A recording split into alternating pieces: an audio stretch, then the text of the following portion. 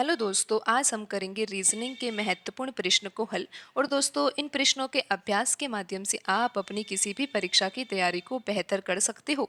आइए दोस्तों, शुरू करते हैं आज का पहला प्रश्न। दोस्तों, यहाँ पर पहला प्रश्न दिया है कि यदि 2 हैज 6 बराबर 32 है तथा 7 हैज 4 बराबर 27 हो तो 7 हैज 6 बराबर क्या होगा। तो दोस्तों, यहाँ पर हमें ये पता लगाना है कि प्रश्न चिन्ह के स्थान पर दिए गए ऑप्शन में से कौन सी संख्या आएगी। लेकिन दोस्तों, ये पता लगाने के लिए कि यहाँ पर प्रश्न चिन्ह के स्थान पर कौन सी संख्या आएगी, सबसे पहले तो हमें यहाँ पर यही समझना होगा कि ये 2 और जो 6 है, इनमें ऐसा क्या संबंध है जिससे आंसर 32 आ रहा है। बिल्कुल दोस्तों, हमें यहाँ पर यही तो सोचना होगा ना कि ये जो 2 है और जो 6 है, इन दोनों संख्याओं में ऐसी क्या संक्रिया लगाई जाए जिससे आंसर 32 आ जाए। तो दोस्तों, ये सवाल बिल्कुल ही आसान है, लेकिन दोस्तों, जब तक हम ऐसे प्रश्नों का अभ्यास नहीं करते हैं तो फिर परीक्षा में अगर ऐसे प्रश्न पूछे जाते हैं तो हमें इन आसान प्रश्नों को भी हल करने में बहुत ज़्यादा समय लगता है। लेकिन दोस्तों, अगर हम ऐसे प्रश्नों का अभ्यास परीक्षा से पूर्व ही कर लेते हैं तो फिर परीक्षा में अगर ऐसे प्रश्न पूछे जाते हैं तो फिर हम तुरंत उनको हल कर देते हैं। तो आइए दोस्तों, तो जरूरी ये है कि दोस्तों आप ज़्यादा से ज़्यादा प्रश्नों का अभ्यास करें, कोई भी सवाल ऐसा ना छोड़े जो परीक्षा में पूछा जा सकता है। तो दोस्तों, यहाँ पर हमें ये पता लगाना है कि 2 और 6 में ऐसी क्या संक्रिया लगाई जाए जिससे आंसर 32 आ जाए।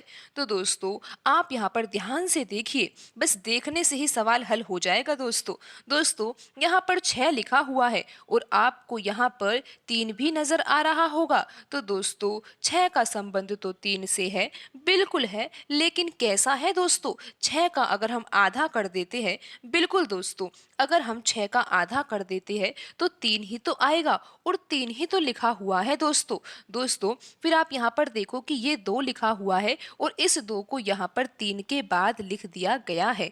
बिल्कुल इसी तरीके से ये सवाल हल हो रहा है। यहाँ पर 2 और 6 में ऐसा संबंध पता लगाना था जिससे आंसर 32 आ जाए। तो क्या करना है, यहाँ पर ये जो 6 लिखा हुआ है इसका आधा करना है और जो आधा आएगा 3 आएगा और 3 यहाँ पर पहला अंक है दोस्तों। और यहाँ पर जो 2 लिखा हुआ है ये यहाँ पर 3 के बाद लिखा हुआ है। आइए दोस्तों, अब हम क्या करते हैं, यहाँ पर जो दूसरा संबंध दिया हुआ है 7 और 4 में, कि 7 और 4 में वही संबंध लगाया जाए जिससे आंसर क्या आ जाए 27। तो एक बार हम यहाँ पर भी जांच करते हैं कि जो संबंध हमने यहाँ पर 2 और 6 के बीच में लगाया जिससे आंसर 32 आ गया, वही संबंध यहाँ पर 7 और 4 के बीच में लगाने पर 27 आ भी रहा है या नहीं।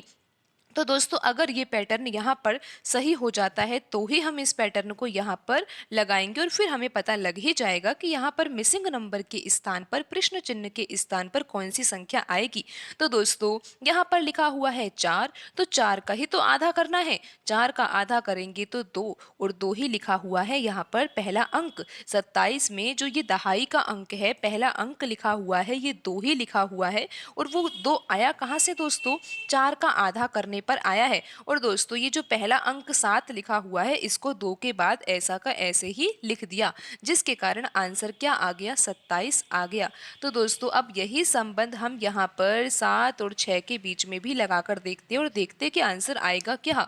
दोस्तों, बहुत ही आसान हो गया। अब तो ये करना ही क्या है दोस्तों, 6 का आधा करेंगे तो 3 आएगा, तो पहला अंक 3 हो गया और दूसरा अंक तो हम एज इट इज ही लिख देंगे, यहाँ पर लिख देंगे दोस्तों 7। तो दोस्तों, आंसर क्या आ जाएगा, 37 आ जाएगा। और दोस्तों, यहाँ पर जो ऑप्शन बी है उसमें 37 ही लिखा हुआ है।